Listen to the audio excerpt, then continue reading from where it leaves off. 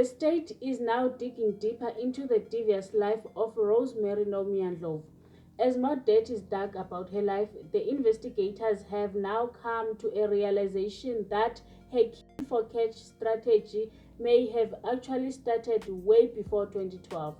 Now the question is, did Rosemary kill her 13-year-old son in 2008 for insurance money? Hi guys, welcome back to my channel. Thank you for visiting again. This is the second video that I'm making about Rosemary Ndlovu. If you missed the first one, please make sure you visit my channel playlist and catch up on all the videos I have made about him. Now let's get back to the video. The state is now investigating the death of Rosemary's son, Zondi Khoza, who lost his life at the age of 13 while visiting his mother in Johannesburg. Zondi Khoza, who lived in Bushbuck Ridge with his grandmother, died in Johannesburg when he visited his mom, Rosemary Ndlovu, during the school holidays. This was the first and the last time that Zondi had visited his mom's place in Johannesburg. What is known about the events surrounding the death of Zondi is the fact that his mom, Rosemary Ndlovu, was with him when he was admitted to the hospital where he passed away. This then drawn similarities to the other deaths in the family, where it was always noted that Rosemary was either with the deceased before or immediately after they lost their lives. She was always there, making sure. The police say when Zondi passed away, a docket was opened at the police station in Tembisa where Rosemary used to work. Then an organ from Zondi's body was taken for toxicology testing, but that organ was left untested in the lab from 2008 up until 2019. When the organ was tested in 2019, it came back inconclusive and nothing out of the ordinary was found. The case investigator was quoted saying, "We don't know whether the reason they could not find traces of any toxins was because of how long the organs had been left there. Maybe with the time gone by, the poison has dissolved. We have consulted the professors who said best thing to do to determine Zondi's cause of death may be to exhume his body." As sad as it is, Zondi's soul will not rest in peace until justice is served for him.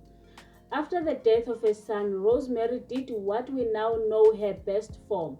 She gained access to a trust fund that Zondi's late father had left for him. According to the terms of the trust fund, Zondi was set to only gain access to the funds once he turned 18 years old. But now that he died at the age of 13, his mother, Nomia Rosemary Ndlovu, was able to claim the money. On top of the trust funds, guys, she was also able to claim several funeral insurance policies for her son, Zondi. This information led to a strong belief that Rosemary may have ended her own son's life in order to benefit financially. So as per now, the state investigators are now considering reopening this case, exhume the body and look at whether there is a possibility that Zondi was actually fed toxin by his own mother. At this point, we do not even know how many people lost their lives for her to benefit. But for the victims that she is currently in prison for, she was able to claim about 1.4 million rands in either life insurance or funeral policies. A state investigator said when they were preparing for the initial trial of other cases that she just got convicted for, they chose to delay the Zondi case because they wanted to gain more information needed to prosecute Rosemary for her son's death. They did not want to keep all the other cases waiting, as it would have been seen as a delay in justice.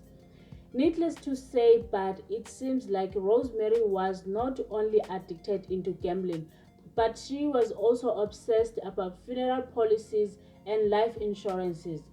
The police evidence shows that she started opening numerous policies since 2006.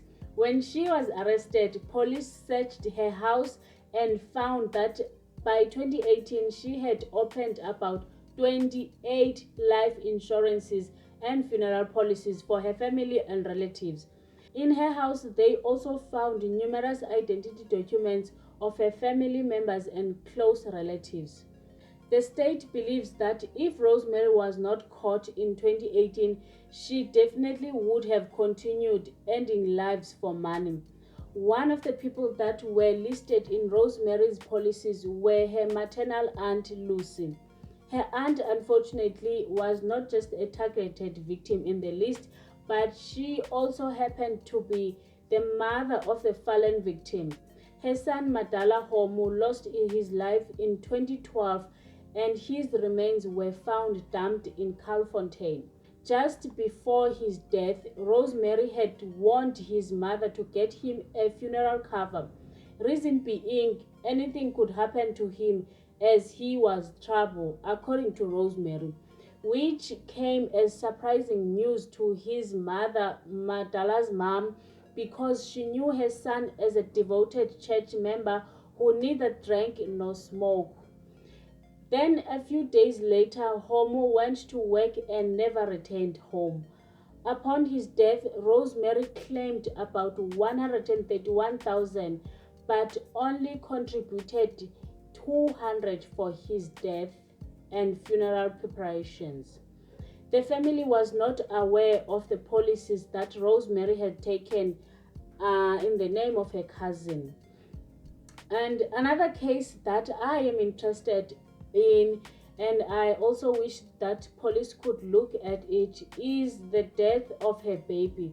Rosemary did have a daughter who passed away in 2017, and her father is Maurice Mabasa, who is the boyfriend that also lost his life for Rosemary in 2015. So I am really interested in hearing about that. So let's end this video here. Please subscribe, stay tuned for the next one on this story of Rosemary Nomia Ndlovu. Make sure you catch up on the playlist to see more videos about her. I love you. Bye.